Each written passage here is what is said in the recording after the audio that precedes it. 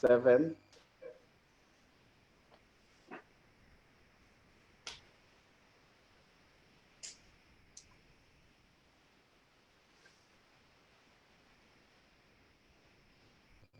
Welcome to the Golden Chair.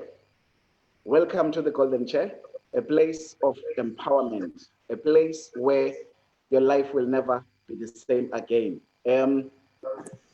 We we host these sessions. I call them Golden Chair because the chair where I'm sitting is gold. But we call them the wealth creation conversations. We call them wealth conversations.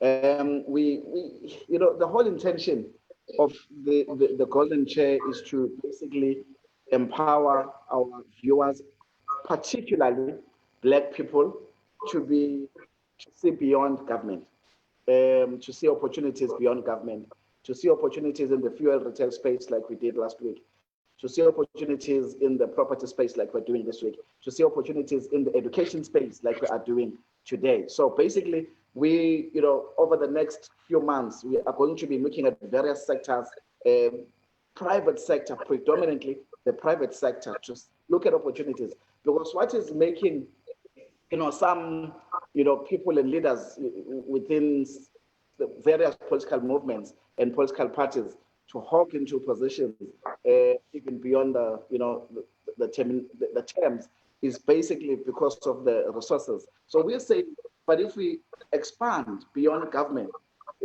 open opportunities for ourselves as Black people in the wholesale space, in the retail space, in every other sector within the private sector, then government does not become that contested anymore. So that's the whole notion of the Golden Chair, to try and give opportunities to Abodaki. Namhlanje I'm wearing a t-shirt. Black is the new black. Namhlanje we're discussing a very interesting topic, I believe, because COSAS will be marching over the next couple of days, maybe tomorrow, I don't know, to private schools because of the huge outcry, because of the announcement that the president made on Thursday last week that the schools are going to be shut down, but only the public school. He obviously opened the opportunity for the private schools to decide whether they are opening or they are closing. So today this is not a government bashing seminar or session. This is a session of trying to find solutions. We are not here, we are not here to bash a particular sector, to bash parents, to bash the learners, to bash government, or to bash the teachers. No. We are here to have a constructive engagement and try and find solutions to a big education problem that the country is facing. And I think we all agree that the lockdown has unfortunately exposed some of the weaknesses that we as a country are still faced with in respect to education. I just want to give you some few statistics before I continue to engage with my guest. My guest this evening is Xolani Majola. Xolani Majola has wealth of education experience as a master's graduate, master's in education graduate. He worked for ISASA for 5 years. ISASA is Independent School Association of South Africa, which basically where most of the private schools, are affiliated to. Prior to that, he was a teacher in a private school and has done a lot of work. And we also have a great friend, an analyst, a political analyst, a political researcher, a scholar, Ubaba, well-known Ubaba Israel Mkhize. So before I even give them an opportunity, I just want to quote. I know a lot of people have been quoting Rwanda. I just want to speak about Rwanda quickly. That's in Rwanda. The population of Rwanda has 12 million people, and there are 2,150 private schools in Rwanda. And they account for more than 16% of the total. These are statistics as of January 2019. So it is not a fact that private schools are closing in Rwanda, as it's some people have been saying. Some private schools may close because they're struggling, but they still account for 16% of the total schools in Rwanda. In the United States, 25% of all the schools are private schools. In England, 7% of the student population or learner population are in the private schools, and the number of schools are 12%. And in China, a communist country, 35% of all the schools in China are private schools. So there are 185,000 private schools, 185,000 private schools in China. So in South Africa, we're still sitting at 3.8%, just under 4% of all the learners are in the private school. So what does it mean? The scope for growth, I'm talking to you as a Black person now, the scope for growth of the number of private schools is still there, but we're going to talk about that a little bit later. Babu Majola, welcome to the Golden Chair. Thank you, Bab Kambule. Thank you for having me. Babu Israel Mkhize, welcome to the Golden Chair. Maybe if you can thank you. Your opening remarks as well. Thank you, Mzilakata, and the listeners. I hope I'm audible enough. We can hear you. Thank you. I'd like to appreciate this opportunity, Gubalawi Golden Chair. I think to hit the road running, my opening remarks, you've cited states and countries that and the statistics of private and public education. In our context, South Africa, as Kulumangayo, I want to put this as my talking banner throughout my conversation. I'm going to contrast what I'm going to call the deep state, and 2, the welfare state, and then number 3, the shadow state. I know sometimes the shadow state and the deep state are used interchangeably, but in South Africa, we have what we have termed the deep state. Even President Mbeki at one point characterized South Africa as a country of 2 nations, one black and poor, the other white and fairly doing well. Now, what we call the deep state is characteristics are specific. For instance, one of the characteristics of the deep state is that it is a state of a minority population which ran the government in South Africa since 1910 until 1994. Minority with a deep vested location in private capital, private institution, private resources, and private education. That's the deep state, which has been controlling and running what we call the private schools. Now you've got the welfare state, which came into power or into governance in 1994 to date. And the welfare state, why I'm calling it a welfare state is because most of the things that the government sort of put forward through their manifesto and the national ruling party, the Khotlas and manifestos, they touch on several aspects of how the state should look like, including education. You can go as far as 1991 back when they produced the Ready to Govern document. When you look at it, that it gives you a framework of a welfare state, of a state that wants to take care of its citizens, including providing education or public education for its citizens. Now, then you also have just the last comment, opening comment, the shadow state. Now, if we break South Africa, Kiwe, not just Black Africans from South Africa, but you also have Black Africans from other countries. You've got Brazilians, you've got Chinese, you've got Indians, you've got people from Britain and so on. So you find a lot of nationalities who create now this part which I call the shadow state. They also have their own form of interest in terms of education, in terms of institutions and so on and so forth. So I will base my analysis of the topic mainly on the deep state, the shadow state, as well as the welfare state. Wow, thank you. We are live. If you have any comments, please, or questions, please drop them. We are live. Please share with your friends and everyone else to come and watch. It's going to be very interesting, very constructive discussion on how can we turn around the education, the public education system in the country. It needs to be overhauled. There are certain areas of improvement. There's great things that have been done. Thanks a lot, Babu Israel. Your opening remarks, Babu Majola. Thank you. Ngibonge also the background. I think the theoretical background given by Israel. It's quite an interesting observation that he's made. Ngoba it is true to our South African context, how things are in South Africa. When one talks about the differences in performance between the private sector and the public sector, one would obviously have to look at the theoretical foundations of why such two sectors exist and how did they come about.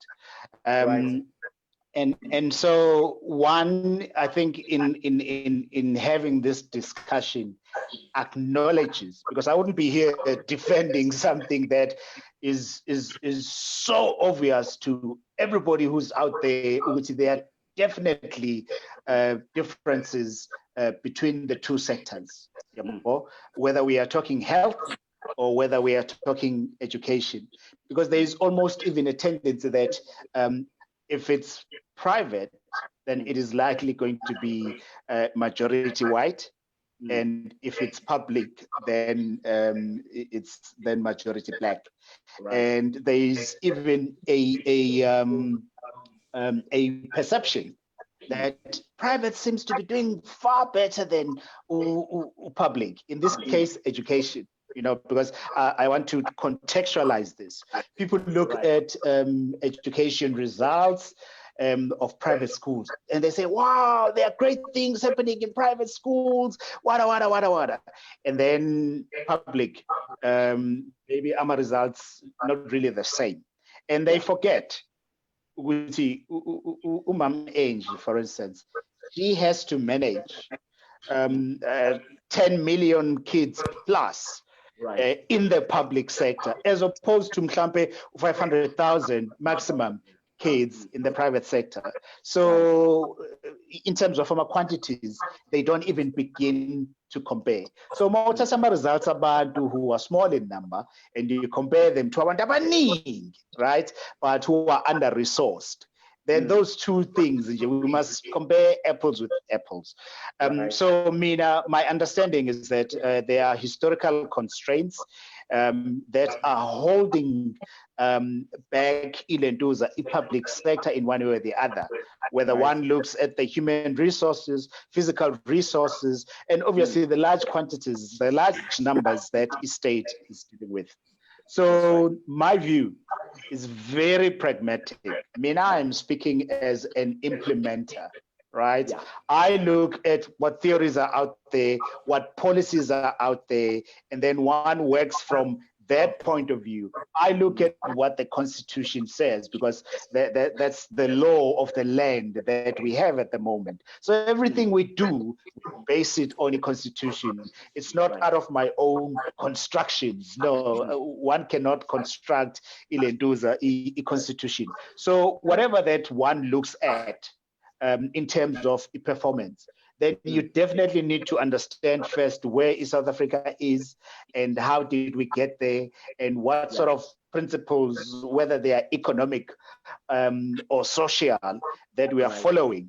South Africa is a constitutional democracy as well. So a constitution itself, how does it help or not help abantu, our citizens, whether in business, whether in education, whether they are entrepreneurs? You spoke about space and said, right, guys, there are opportunities, right? Those opportunities, then you need to start asking questions like, are those opportunities for a few select people who are able or who've got the finances to actually make things happen? Or are we just talking about ordinary citizens here? Which is, listen, guys, opportunities are out there, just go and grab them.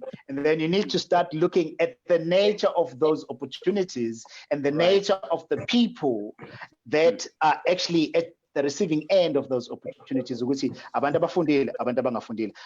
sort of socio-economic environment do they come from? What sort of opportunities have they been exposed to?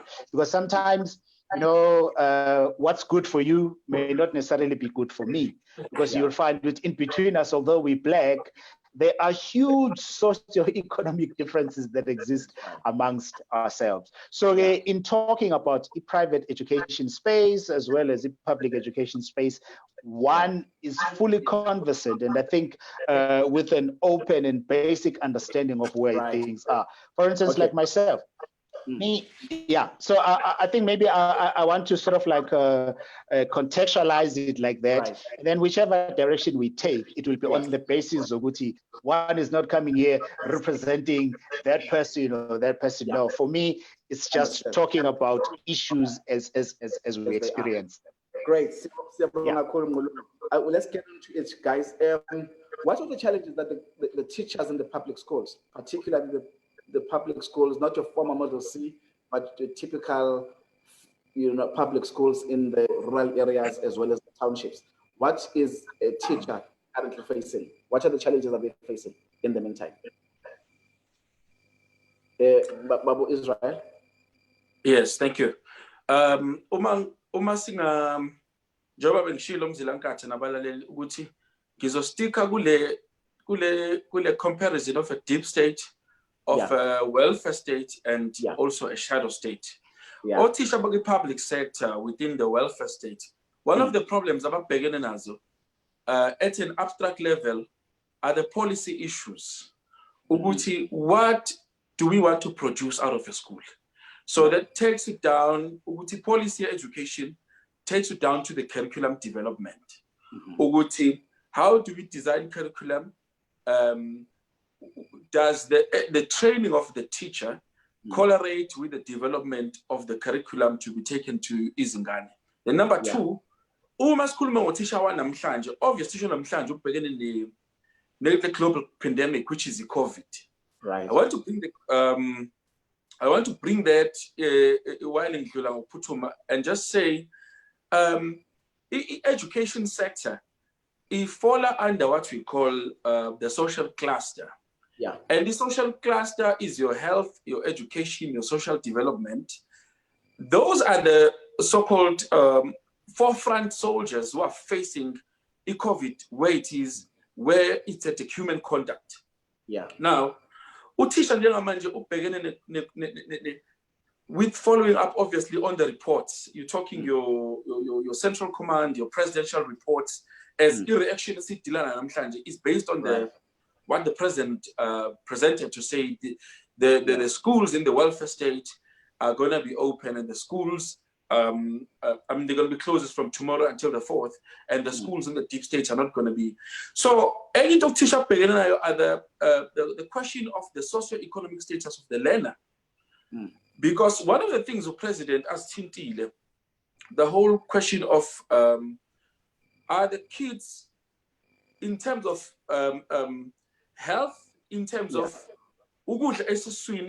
in terms of mental capacity, and if you take the whole situational analysis as it is now, already and listen to the process of teaching and learning. So there's another thing Utisha obviously are beginning which presents a problem. If you look at Malaysia, if you look at Brazil, if you look at Colombia, if you look at Cambodia, one of the things that became a problem that is socio-economic spatial was that Abazali had to decide whether excelling from 8 to 4 by or bahamba nabo ukuya emasimini, because emasimini umlungu lapha beka provide abantwana with ukudla, or be provide umzali as labor with ukudla, so umntwana befike adle lapho. So in this case, mhlambe we may not take it as important as this developing countries in mentioning, but it's important ukuthi umntwana una any capacity yokuzobhekana with a classroom situation, teacher teaching and learning situation. So I think we need to highlight it's a big challenge for the teacher. It's a big challenge, yeah. That's right. Within the COVID issues, within the socio-economic issues of abantwana, una really environment conducive for teacher to actually deliver the actual content. That's right. Ngolunga, what are the thanks, Babu Mkhize. Ngolunga, what are the challenges that are facing Otisha in the meantime? If you may add to what Babu Mkhize has already mentioned. I think in the public sector, as we all know, which when it comes to issues of, for instance, let's say a curriculum, right? There is probably less flexibility. So in other words, academic freedom is determined by a curriculum that is designed by the state, that is put out there for Otisha in the public domain, which so it's not to Utisha has the freedom you design a curriculum as per the needs of the learners and how you're born. However, a good teacher, I think a good teacher is a good teacher, whether in a public space or a private space. They should be able to take a curriculum and redesign it for the purposes of where they are, whether it's rural or urban. So, but at the moment, the reality is curriculum flexibility is not the same as when one looks at the private education space. And then also, there's another element which is less spoken about, right? Because every time you speak about it, you risk mhlambe uNgqulunga does not understand where Black teachers are, issue unionization in education, right? Unions are a very, very a necessary aspect of the education. You will not have teachers and not have unions. The world over, they're actually serving a very critical role, right?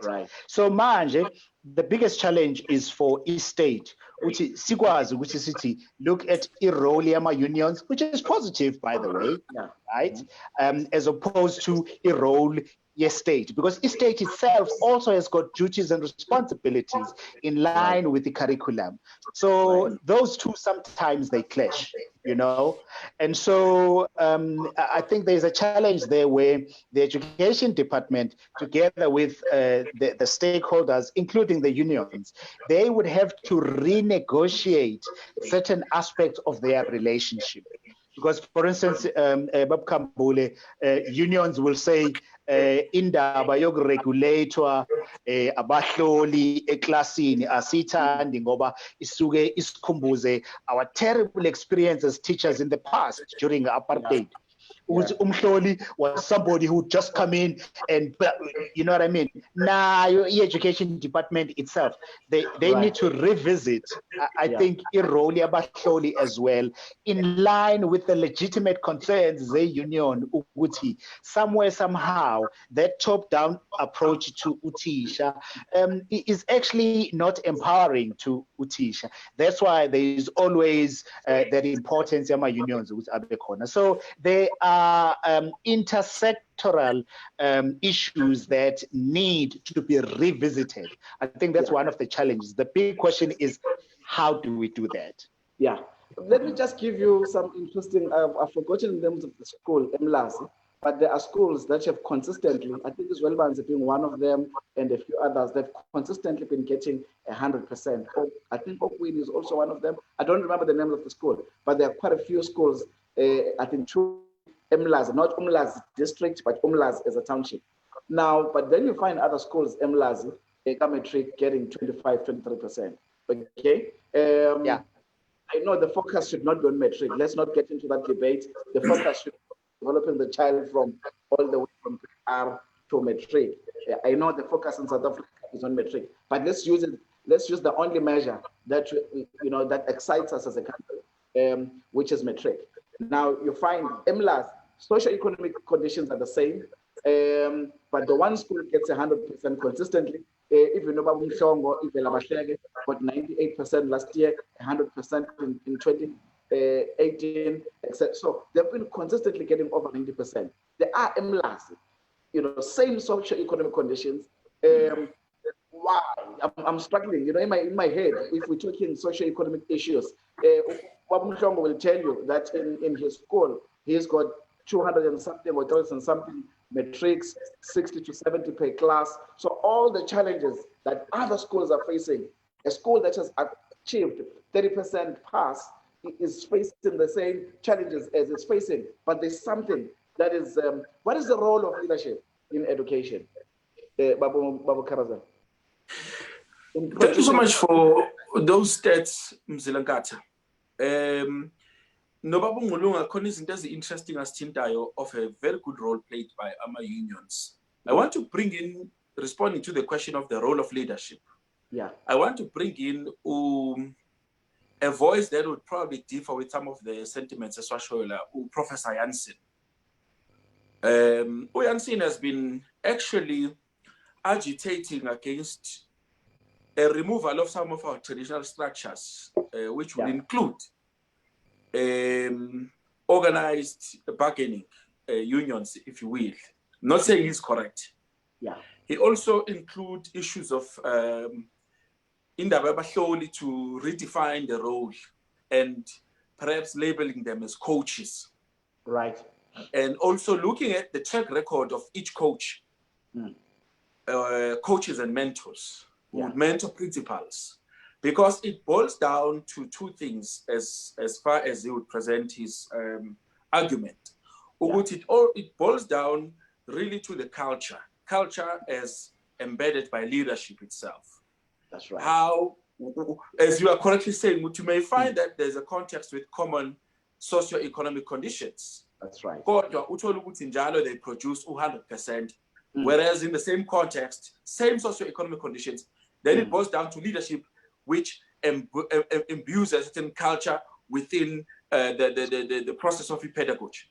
That's right. And then also, a question the actual teaching. Does the teacher arrive on time, well prepared with the lesson plan? All of those really practical, pragmatic issues. I-timetable will manage i-content deliver the testing and so on and so forth. So those things are very important. But again, I want to go back to say, because we are trying to look what I call, how do we develop the welfare or 1998, it was called developmental state, develop it to reach to the level of the deep state, which I said is minority, you said is 3.8%, private, huge capital, private infrastructure, which is called private schools. And the speech president, usizwile ukuthi addressa mase sikhuluma ngomhla 27 to the 4th of August. Sesikhuluma with the welfare state, and it's now excluding the deep state, which has deep pockets and then its own particular infrastructure. The styles of leadership in these two states are different. The leadership with deep state is really a more managerial entrepreneurial. Whereas the leadership style, perhaps within the welfare developmental state, is more of, you could say solidarity, you could say patriotic, where you find, in terms of numbers, for instance, as Jansen would argue that bringing down the pass rate to 30% makes Uguti not even 20% of people actually go over that. The 45%, 70%, 80% that takes us to A's and so on, you find a lot of those percentages within the deep state, because the management styles then boils down to the percentage numbers of pass rates and the percentage that are put as benchmarks for getting distinctions and so on and so forth. I don't even want to go, maybe we will later, on the question of the prioritization of subjects vis-a-vis what, because the preschool is a feeder to the primary is a feeder to the high school, and the high school is a feeder to the tertiary. So that process at a tertiary level, what becomes key subject is your maths and science. So also the leadership within those very mandatory subjects, maybe we'll get to that later. Within the deep state and the welfare state, as well as the shadow state, there are different dynamics. Ngulunga, if I may, if there's anything to add on this question, the role of leadership, is there any role of leadership in helping over and above what? No. That is without a doubt, Babkambule, a role of leadership. Largely, when we talk about leadership, we are talking about Uthisha Omkhulu, for instance. Right. We're talking about SMT, school management team, schooling, right? And each school, don't forget, each school has got a character of its own. Right? Whether the school is in the public domain or the private schools domain, each school has got a character and a personality of its own, driven largely by the caliber of leadership in the school, right? And then school culture as well determines what happens in a school on a regular day-to-day basis. Right. And then if we look at school culture and what actually leads or grows school culture, then you start looking at a whole host of issues, including, for instance, let's say school governance, including culture amongst the teachers themselves, time on task issues, which form part and parcel or contribute towards a curriculum being taught, the size of a curriculum being taught, right? Utisha no tisha, a role that they play, leadership itself, manje, as a shared responsibility between the leaders and those who are led. We are talking about the SMT, we are talking about teachers, we are talking about Othisha Omkhulu, we are talking about abazali, all these people contributing, right? Indlela that all these people contribute in a school is determined by the type of leadership, the caliber of leadership, in history esikole. You know, if Ubakambule came to Evelabahleke, Evelabahleke was already doing well. No Babakambule mayifika uzofica culture excellence aqhubeke nayo njalo njalo, right? So leadership, Babakambule, it goes without saying that it is one of the key elements in the whole curriculum education space. Right. So number one, we are saying, because we are resolving as we continue, we are resolving that leadership development is something that is very important in shaping education. So that's the resolution number one. Leadership development is important in shaping education. Who are we developing? We are developing Othisha Omkhulu and we are developing senior management team. That's your HODs and subject heads. Okay, that's number one. Now, what role Baba Ukabazela? I know, you know, my mom. I think in the 12 years I've been to school, she's probably been to school once or twice. To my schools, all of them. Nangfunde Sobantu, she had never been there from grade 7 all the way to grade 12. I don't blame her, okay, historically, but you still find cases or instances where abazali are not involved in the education of abantwana. Now, what role do abazali have, you know, to play in improving the education, particularly school and public education? Because the reality is, in the private sector, I'm in the private education space, we write abazali, sometimes letters, we communicate constantly now. When they are trying to know the time, they end up having to communicate with us. You know why? Because it's and there is that continuous relationship. But how do we get? Why is it important to get involved in the education? We might even want to touch on discipline issues if you want. Thank you so much, Mzilakata. Indaba yabazali ijulile. Khona okulula ukuthi umzali uzohambisa umntwana esikoleni ebheke ukuthi ke uyile yini ufikile yini esikoleni. Ngoba ngiyakhumbula kuyenzekile ukuthi abantwana babesuka ema-township noma beya thola ukuthi bayodlala imishini babheke ukuthi isikole sesiyaphuma bajoyine baphume sebeya nasekhaya. So that's an oversight generic. Bese kuba khona esanda ukuba deep babumzilankatha. Number one, abazali abaningi by second generation of the assault of the deep state to the welfare state education.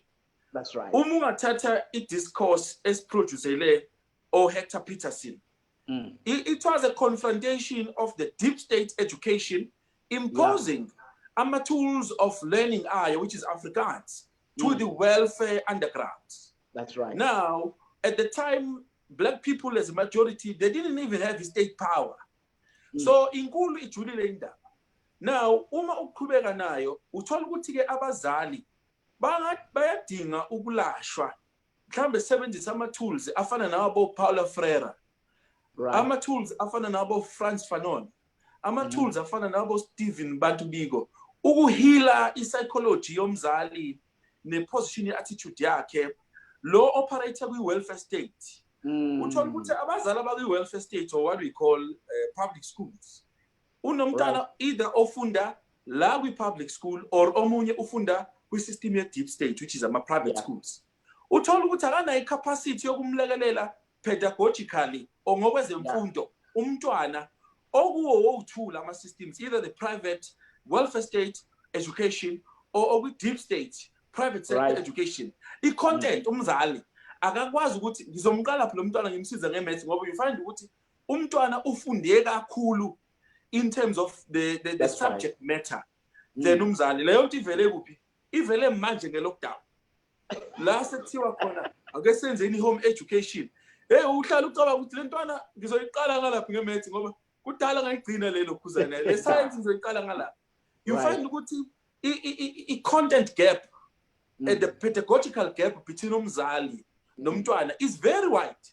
Now uthola ukuthi it's even yenziwa ibe yihaba nanokuthi umntwana umzali okhuliswe ibantu education of within the public welfare state. Uthola ufanele monitor i-educational development yomntwana who is within the deep state or the private sector state. Now ama-issues even baba umzila nkatsha, even abazali abane-tertiary qualification uzokhumbula ukuthi i-deep state, i-private education is created their own tertiary education for a number of years. Ukhuluma abo-vets, abo-UCT, abo-bani. Uthola ukuthi laba kade bekwi-welfare state or public education bagcine in the whole of the country kunama-institutions ayi-3 kuphela. Kuyi-uNgoye, kube i-Westville, kube i-Teflo. Then ungafaka iMangosuthu as a technical. But kuthe upresident obekuphethe ngo-2014 wa-announce an addition of 3 more universities, one in Limpopo, one in Northwest. Where say ku-add another university for Ilokhuzana, a new university for medicine. These are new, happened in the past 5 to 7 years. So even abazali with tertiary education, you find that because they were produced through the system of the welfare public education, which is they still have extreme intellectual and mental barriers to access and relate with the occasions of the deep state education system or the private system.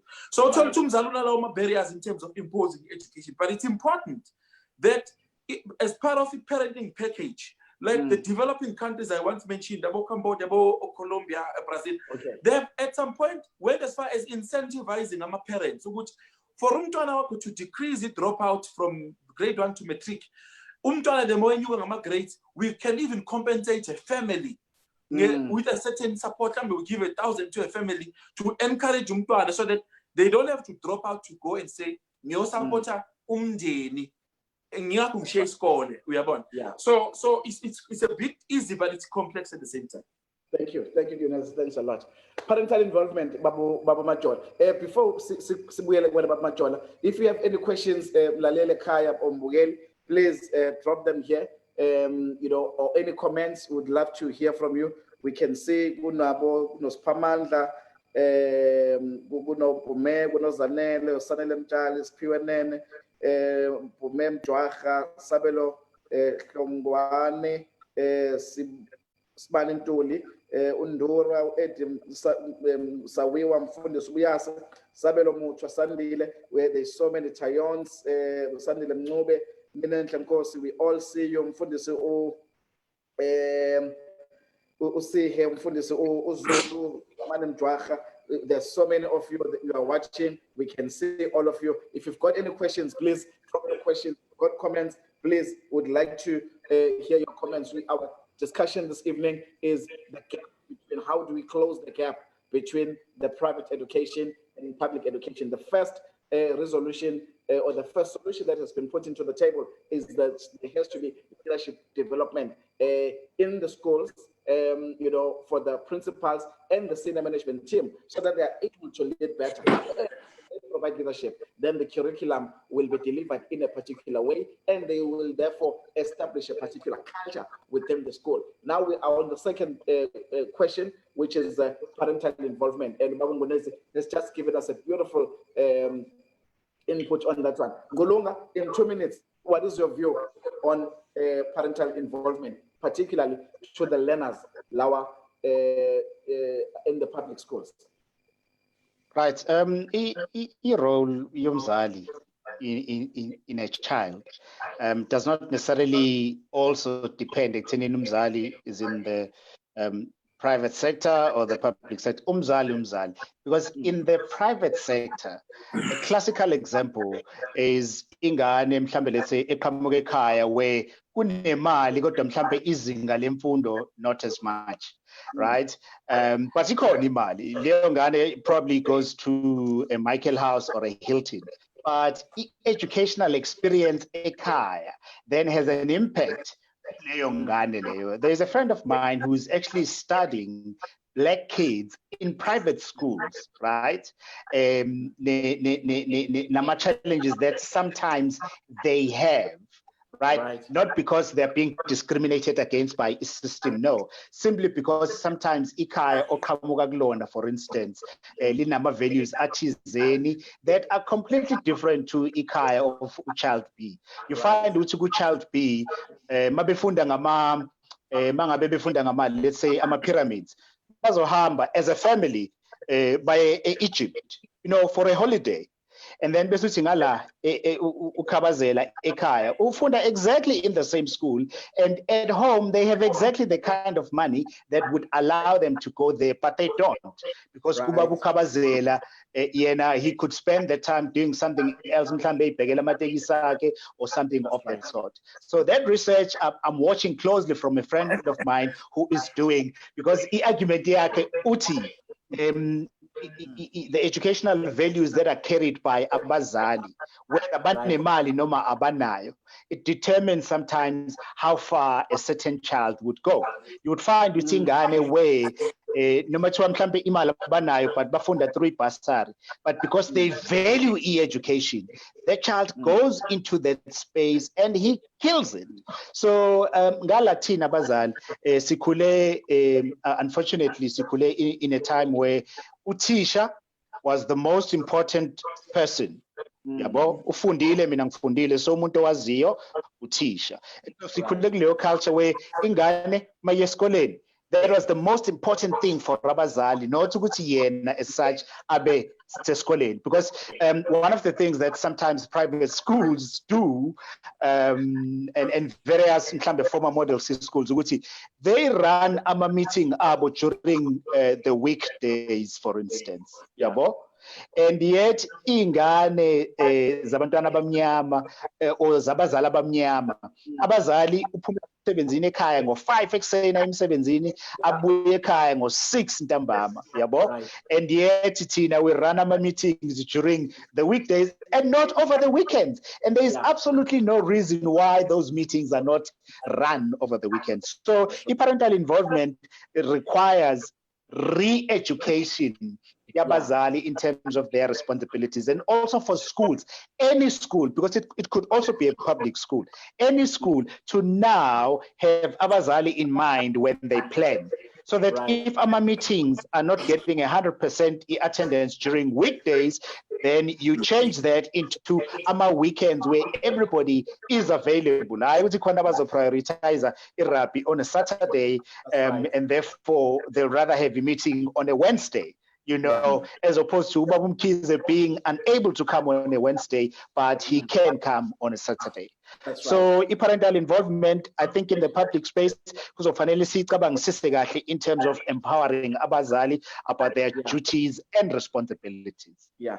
We see the Mfundisi Umdletshe, Uphiwa Zungu, Revival,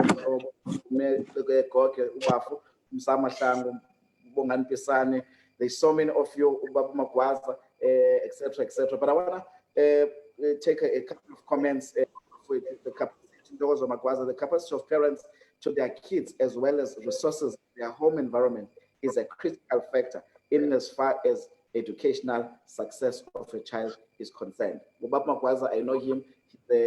He's a psychologist, a well-renowned one. So that was his comment. So he's basically saying, involved. And number two, Unolwazi, we have just implemented an incentive scheme for employees or members whose children pass grades 8 and 10 to 10, sorry, for similar reasons to what Kabazela is saying. So keep those comments coming. And the next question that I've got two last questions, and then we can close. The next question is, we're now going to the teachers, the quality of the teacher, starting from the recruitment of the teacher. The quality of the teacher. What is the role of the quality of the teacher in improving the role of education and the output that Umdwana gets?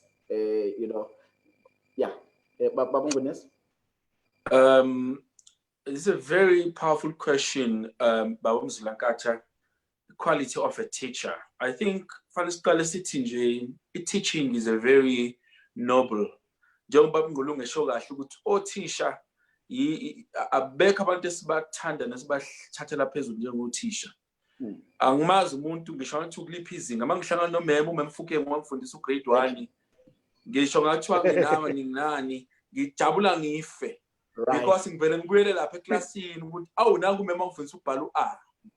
So it's a ifana nobufundisi ifana no othisha abantu abasecret kakhulu. Now, because these are the shapers of the minds and so on and so forth. Now, equally inkulumo ebhekayo ukuthi from an academic qualification, ifuna at what level of abilities, academic abilities. Others have actually argued that getting to a master's level is very ideal, because to some extent at the master's level, there is that culture of being associated with high-level theory, applying theory to context, applying theory to interpreting problems from a theoretical point of view. It's very important. I always emphasize on theory. For me, it's important because if you cannot explain how things work in theory, Ujaku explain how things work in practice. You deny us the phenomenon. The phenomenon of a subject is very important. That's right. So mathematics is because philosophers in antiquity debated until it debate a figure where ideas started to lose people go, but let's quantify it thoroughly through numbers. So because teaching is about intellectual stimulation. So at the core of the quality of a teacher is not so much about the regurgitation of the curriculum itself, but you breathe life into the curriculum and you produce this person as a critical mind. One of the questions on this, at one point, Mr. Jonathan Rupe wrote an article with Business Day, and I was asked to respond. It was around that policy show fair vote back in the day. Why should we educate people, black people who are in the welfare state, with knowledge that they won't need for their practice in life? Let's rather confine them to be drawers of water and hewers of wood. Let's limit them to that kind of knowledge. Now, the Rupe was asking the education system to lomutem producer for what use? So then the teacher that we need today is a teacher who must produce a certain caliber of a student for the use of the current modern world. Now, because this world is not static, but it's evolving, so we need a teacher who can inquisite a mind of a student. that upon maths, they can move from there. If you look at the top 5 billionaires of this world, all of them are university dropouts.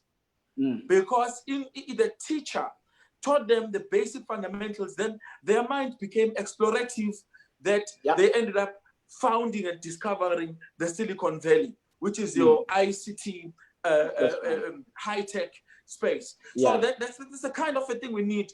Now, also the teacher that we need is a teacher who can discover the gift of a child. So that in teaching, I had a privilege. I will always be forever grateful for one teacher who really changed the course of my life, who taught me life economics. All the time, this teacher made sure, because she picked up certain talents, from grade 10, 11, 12, she started to expose me to go into debate societies with schools in the deep state. Then I could not take myself near as far enough. So that's one of the things. And if you notice, I'm only highlighting the abstract qualities of this teacher, not necessarily saying these are the specific qualifications that I did, but the talent, the trigger that they should have upon the life of a student. Thanks a lot. There are quite a few comments, but let me move on. Thanks, Kabazel. I'm not going to ask the same question. I know that you wrote something about the recruitment of teachers. So let me confine it to that in the public sector. All right. Only in 2 minutes, because I want us to get to the last one and then close. Right. Jay, recruitment, you teaching, but we need to go for quality, and we need to open opportunities so that quality young people get an opportunity. And that can only happen if obviously iskole utishomkhulu have got the right kind of vision. Because the thing about teachers is this, Zilankatha, ukuthi teachers turn a curriculum into practice. Teachers turn all those visions that we have of a child that we would like to have into reality. And so if equality muntu does not allow him or her to think beyond just the curriculum itself, then you will end up with abantu who are almost robotic in their approach to how children are taught or to how children learn. So it's also very clear with Otisha Betu, yes, we come from a very poor background sometimes in terms of our curriculum exposure and experience. But what we need to start doing, we also need to start checking ourselves out. We need to ensure our unions as stakeholders as well, they assist Otisha in terms of adding into their experience. Ngoba equality ka teacher, if equality ka teacher is right, that teacher ungamfaka noma ikuphi, they will be innovative and creative, and they will come up with solutions out of nothing. So the equality ka teacher, Mzilankatha, kuzofanele sibuye sivakashele and say, are we producing who we would like to have, and whoever is in producer, do they have the right kind of skills as obasiza ukuthi sikhiphe lento esifuna ukuyenza nge-curriculum yethu. Okay. Your comments are welcome. We are unable to read them all. We have 5 minutes and I want us to wrap up, but keep them coming, your questions, your comments. So far, it appears that we've taken 3 resolutions, because remember, this is a constructive engagement. We are in the conversation. We want to come out with, the things that we need to go out and do so that we can shape our public schools to be a better place. We acknowledge that the infrastructure is limited. We acknowledge the class sizes are big. We acknowledge the resources are not there, the laboratories are not there, the libraries are not there, the sports facilities are not there, even the sporting codes. So what we are discussing today is not what is not there. It's to say, within what we have, whilst government is trying its well. Whether they are doing well or not, we're not here to judge. That's not the intention of the conversation. The conversation is to say, within the constraints that we are facing, what can we do as a teacher, as a parent, as a learner? You've got to do something as a leader in that school. So we are saying, number one, leadership development, that's what you said earlier, is very important for the principals, so that the principals and the senior management team, SMTs, which are your HODs, are able to lead the schools better, to then inspire the colleagues underneath, or teacher and the administrative staff. That's number one. Number two, we said parental involvement. I mean, we know there is a fact, teacher in the townships in particular, in the rural areas, they're facing kids, they're facing kids who are who are ill-disciplined, etc. So those are the challenges that the teachers are facing in what Babu Kabazela is calling a welfare state. But the resolution area was parents have got to be involved. Parents cannot just dump kids. They've got to be involved in the education. The truth is, in the townships, rural areas, the kids, the parent meetings and so on weekends, Saturdays, Saturday, but the parents still don't. Unfortunately, that is a reality. Parents still don't go. If you're a parent out there with the child is calling, what is important that you've got to make sure that you support umntwana wakho. You've got to make sure that you get involved in the education. But get to Makelwane or 3-4 classes ahead of umntwana to be able to support academically, to be able to be there, ask questions. When are you writing exams? Please, humble funda.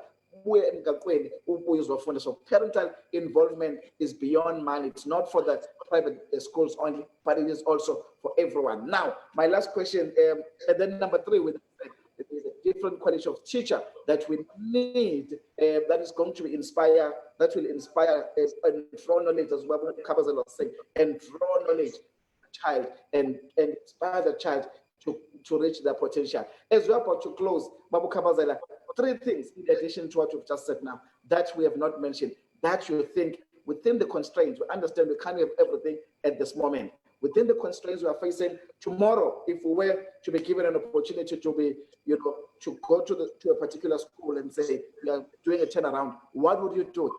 3 things. Well, number one is to acknowledge that new definition of infrastructure. Right. Right. Before, infrastructure was the bricks and mortar, which is very critical and important. But the new infrastructure for learning is the ICT. There has to be good investment in that space. People can now get honors degrees, master's degrees via online. Now, within the welfare or what we call development state, which gives us public education, there has not been good investment within the new infrastructure, which is the ICT. That is why the education in the deep state or the private sector, whether we value or we value, because the infrastructure is now based on tech and ICT. They whether level 5 or level 4, they are within the new language of infrastructure, which is the ICT. So there has to be massive investment and reconstruction there, because there you would find the mud schools will have to replace them by visual education. Now, number 2, we also need a new caliber of a student. We should not put too much burden on the teacher, as if it's the prerogative of the teacher or the responsibility of the teacher to absorb knowledge. We also need a dynamic student within the welfare or developmental state who is consuming public education to understand what a competition of 1,000 spaces could only one person for what you are learning. So you need to learn as a student as much as you can. At one point, and for that, a teacher can only prepare you to a direction. But you as a student of life need to be this dynamic person who goes after knowledge. And lastly, is to appreciate the leadership, the political leadership in particular. Must appreciate the depth of a deep state or the private education. Yeah. A deep state obviously is controlling private sector, private capital, private funds, private. That's a deep state. They have to be. I think President Ramaphosa, one of the things why he was quite backed up was that he has a clue and understanding of how the deep state operates. Yeah. Because of proximity and the legislative and constitutional powers, they have to take what is best from the deep state. Yeah. Ask the deep state to pledge a certain degree of solidarity to the development and welfare state, which is public education. Yeah. That's right. Transformation abantu you can never take people to where we have never been.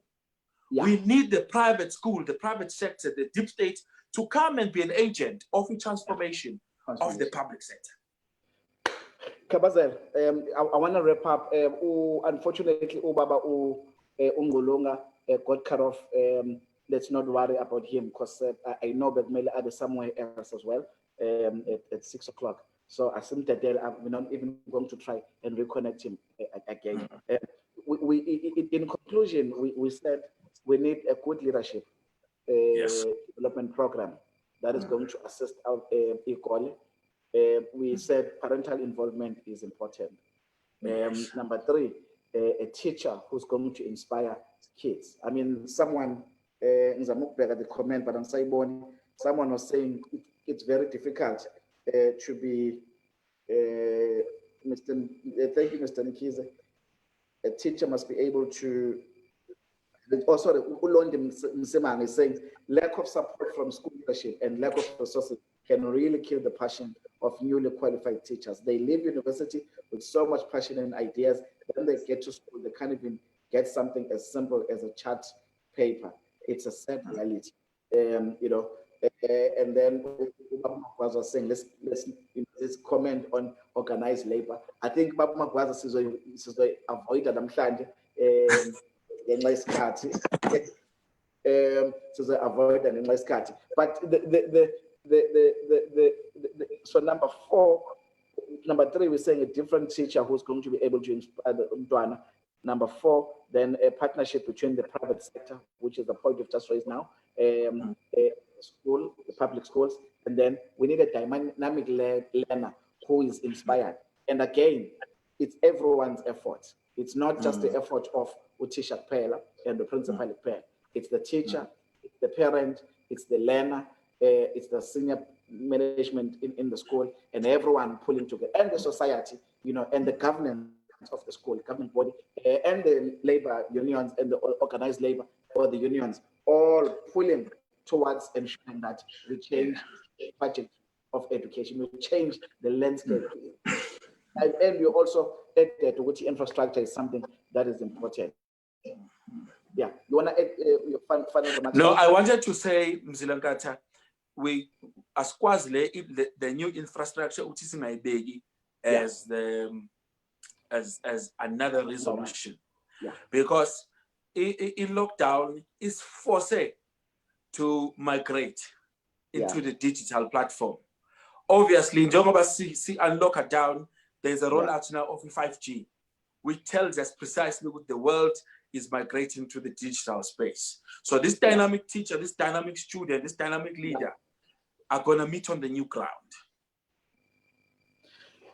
As we're about to conclude, Siyabonga kakhulu, thank you for tuning in. We are here to build the society, to build the, we're not here, we didn't bash, we're here to develop, we're here to empower. Leadership development is important, parental involvement is important, a different teacher is going to inspire the learners, partnership between the private schools and the public schools. It's also a challenge to Kenan College. I know Uti, we have engaged with the department to give us a list of the schools that they prefer us to support.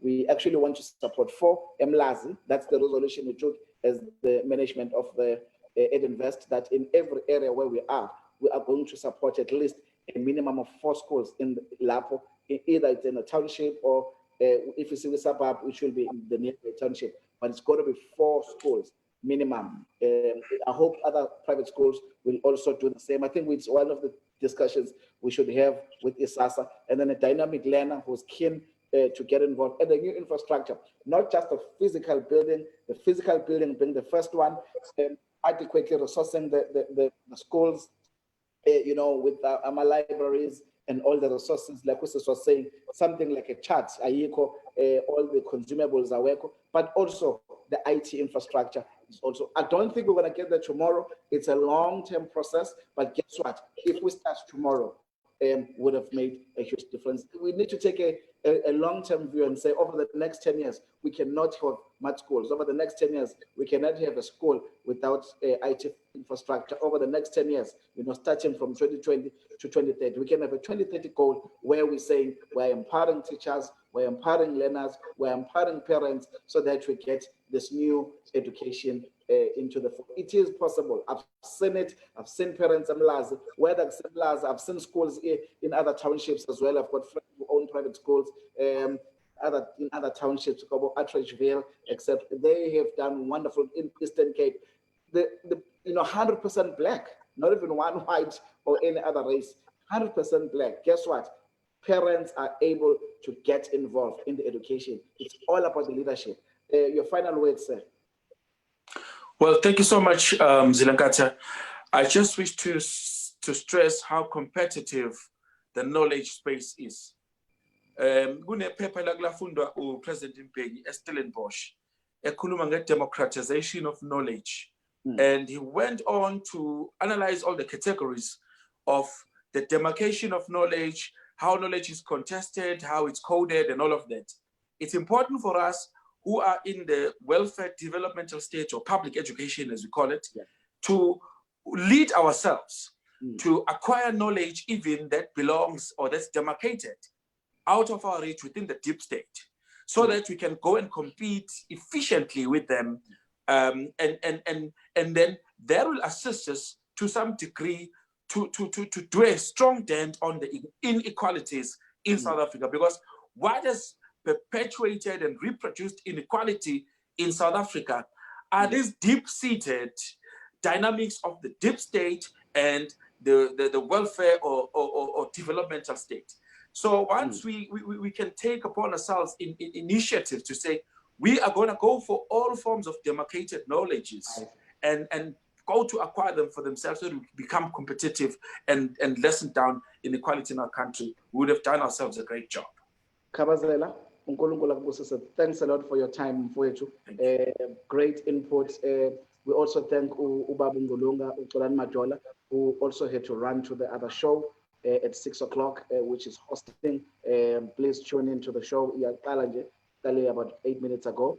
It's a great show, but it's a great show. Please go to that show. But my final word is, let's meet again on Thursday as we discuss property opportunities in the property development space with the Ibele.